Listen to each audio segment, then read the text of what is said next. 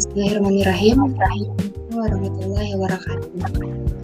Perkenalkan, saya Nezi Zulfi Fauziah dengan NIM akhir 085. Perkenalkan, saya Fatimah Alfansa dengan NIM akhir 074. Perkenalkan, saya Andini Widya Putri Wasika dengan NIM akhir 068. Di sini kami dari kelompok 5 akan menjelaskan tentang job sheet 2. Untuk teknis pembahasannya, saya sendiri akan menjelaskan bagian spreadsheet-nya dan kedua teman saya akan menjelaskan bagian job sheet-nya. Nanti kita akan membuat video masing-masing yang akan digabungkan agar memudahkan untuk menjelaskannya. Oke, jadi hasil praktikum yang telah kelompok kami lakukan, pertama untuk judul karya tulis ilmiah kami yaitu implementasi algoritma naive Bayes untuk memprediksi tingkat penyebaran COVID-19 di Indonesia. Untuk penulisnya sendiri yaitu Alvina Felicia Watratan, kemudian Arwini Puspita B, dan Dikwan Mois. Untuk jurnal atau penerbitnya dari Journal of Applied Computer Science and Technology atau JCOS. Nah, materi probabilitas yang kami gunakan yaitu kami di dalam jurnal ini tuh menggunakan teorema Bayes sebagai dasar algoritma naive Bayes classifier.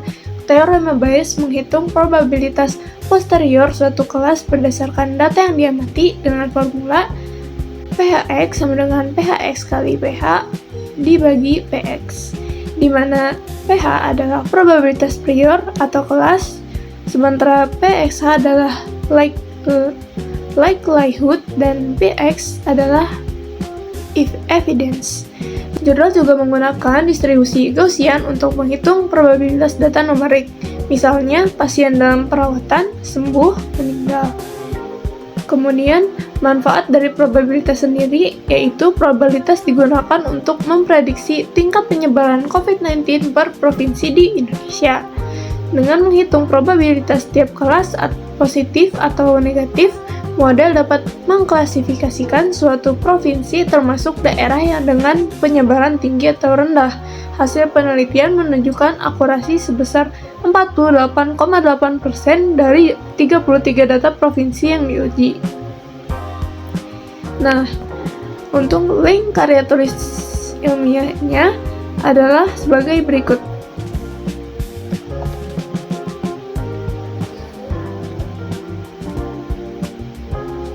Untuk penjelasan probabilitas dalam informatika, yaitu penerapan probabilitas klasifikasi tingkat penyebaran COVID-19 per provinsi menggunakan naive Bayes akan dilanjutkan oleh teman saya.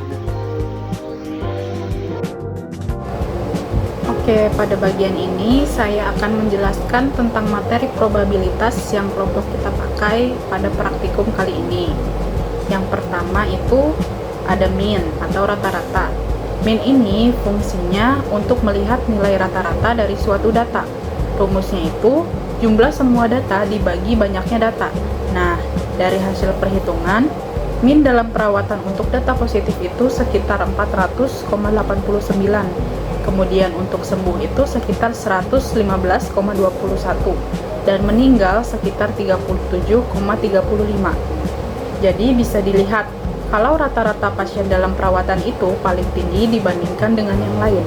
Selanjutnya ada standar deviasi. Ini dipakai untuk melihat seberapa jauh data itu menyebar dari rata-ratanya. Semakin besar nilainya, berarti datanya semakin tidak merata. Dari hasil yang kita dapat, standar deviasi dalam perawatan itu sekitar 795,28, yang artinya penyebaran datanya besar.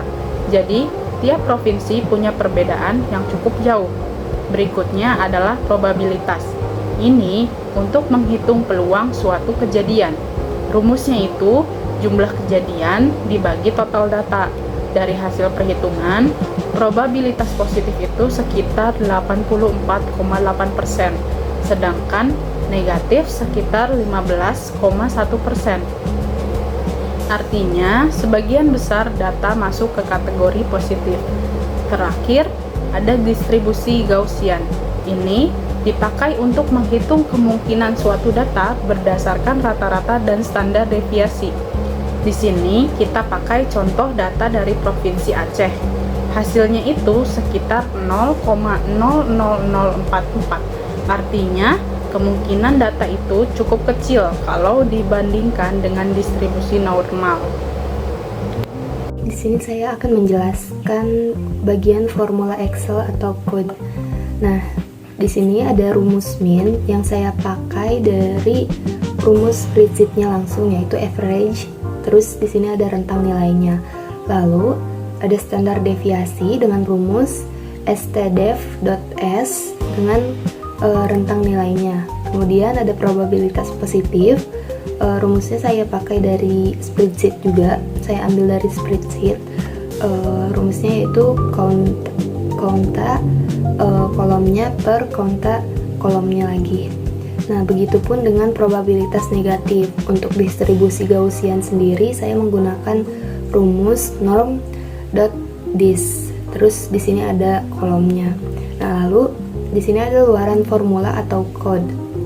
Jadi ini luaran atau hasil yang saya dapatkan setelah menggunakan rumus spreadsheet yang tadi. Mungkin untuk bahasan lebih lanjutnya saya akan membuka Excel-nya atau spreadsheet-nya.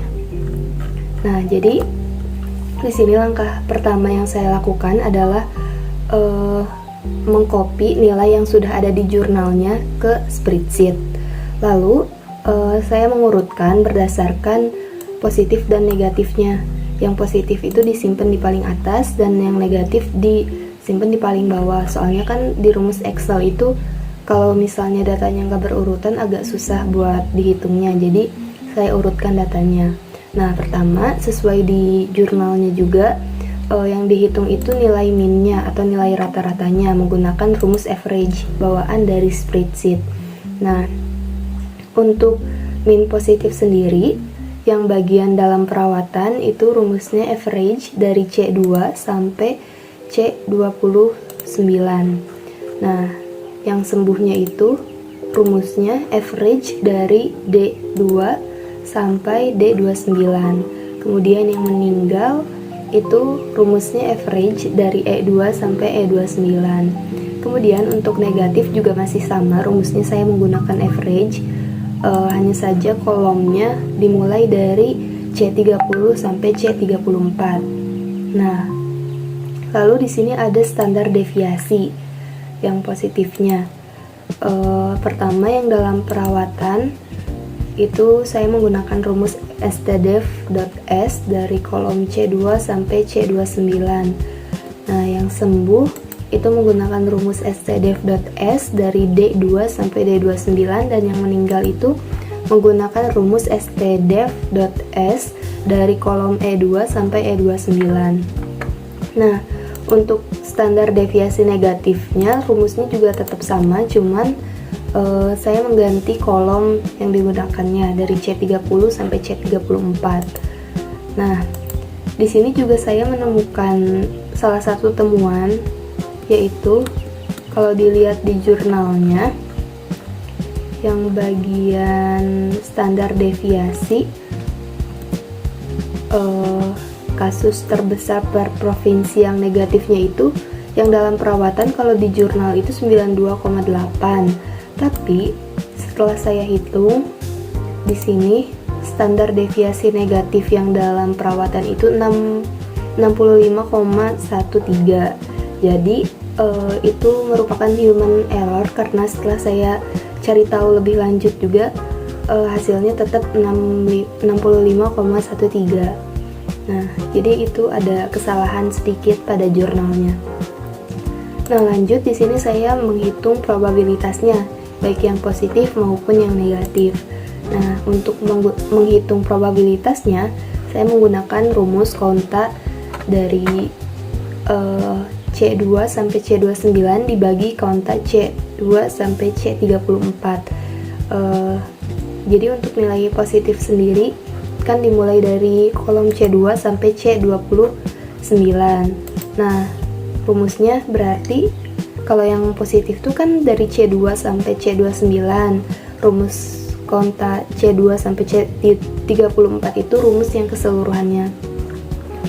Nah, yang negatif juga sama,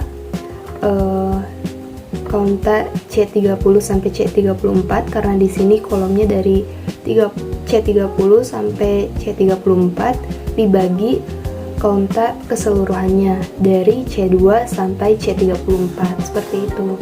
Nah, untuk nilai distribusi Gaussiannya sesuai yang di jurnal juga menggunakan yang Provinsi Aceh. Di sini datanya sudah dicantumkan dalam perawatan 3, sembuhnya 13 dan meninggalnya hanya 1. Terus untuk yang positifnya, di sini saya menggunakan rumus non-dot-list yang sudah disediakan oleh spreadsheet sendiri.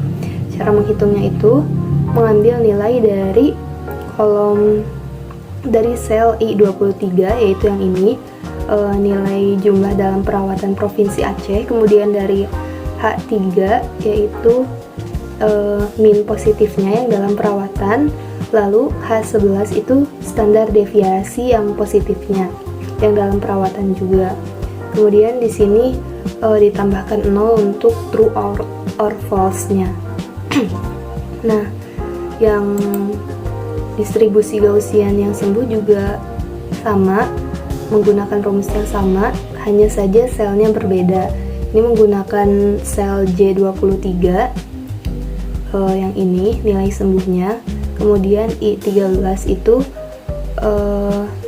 I3 maksudnya, I3 itu ini nilai min positif yang sembuh. Kemudian I11 itu standar deviasi positif yang sembuh. Kemudian ditambahkan 0 di belakangnya untuk nilai true or false juga. Yang meninggal juga sama, hanya beda selnya saja. Lalu di yang negatif juga sama, hanya saja tabel yang digunakan berbeda. Rumusnya sama di sini. Terus I23 itu tadi sel yang berisi nilai dalam perawatan di Provinsi Aceh. H7 itu ini min negatif dari yang dalam perawatan. Kemudian H15 itu standar deviasi negatif di sini. Jadi hanya beda tabel yang digunakan saja. Nah, terus H15 itu H15 tadi standar deviasi negatifnya yang dalam perawatan. Lalu ditambahkan 0 juga untuk true and false-nya. Nah, di sini nilai totalnya itu tinggal dijumlahin aja, diambil dari sel H19 dulu. H19 itu yang ini, nilai probabilitas yang positifnya, kemudian dikali I24 yang ini, kemudian dikali lagi J24 nilai sembuh yang positifnya, terus dikali lagi K24 nilai meninggal yang positif. Begitu pula yang negatif sama, diambil dulu dari nilai probabilitas yang negatif di sel I19, kemudian diambil nilai ini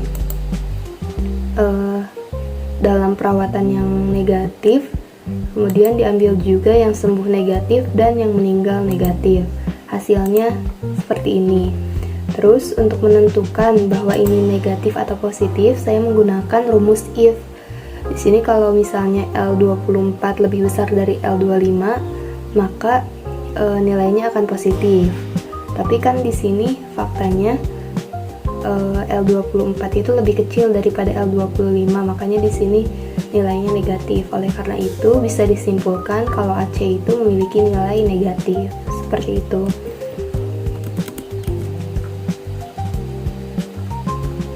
Di sini juga saya mencantumkan screenshot Excel atau programnya di Jobsit. Kemudian link YouTube presentasinya akan dilampirkan secara berkala. Nah, di sini juga saya akan membacakan kesimpulan yang saya dapatkan dari praktikum ini. Yaitu melalui praktikum ini, algoritma naive Bayes dengan pendekatan distribusi Gaussian berhasil diimplementasikan menggunakan formula spreadsheet untuk memprediksi probabilitas penyebaran COVID-19. Berdasarkan perhitungan mandiri, data uji Provinsi Aceh diklasifikasikan ke dalam kategori negatif. Temuan penting dari praktikum ini adalah adanya kekeliruan perhitungan matematis pada jurnal rujukan utama, yaitu pertama kesalahan variansi data. Terdapat salah ketik atau human error pada tabel standar deviasi di jurnal, di mana nilai parameter dalam perawatan disamakan persis dengan parameter sembuh. Kemudian ada kekeliruan rumus Bayesnya. Hasil probabilitas akhir di jurnal tidak akurat karena kesalahan penerapan fungsi probabilitas Gaussian dan terlewatnya tahap perkalian dengan nilai probabilitas prior. Nah, praktikum ini membuktikan pentingnya melakukan validasi algoritma secara mandiri dan tidak sekedar menerima mentah-mentah hasil output dari sebuah perangkat lunak atau publikasi ilmiah. Cukup segitu saja penjelasan dari saya, kurang lebihnya mohon maaf. Terima kasih. Sekian presentasi dari kami, kurang lebihnya kami mohon maaf. Wassalamualaikum warahmatullahi wabarakatuh. warahmatullahi wabarakatuh.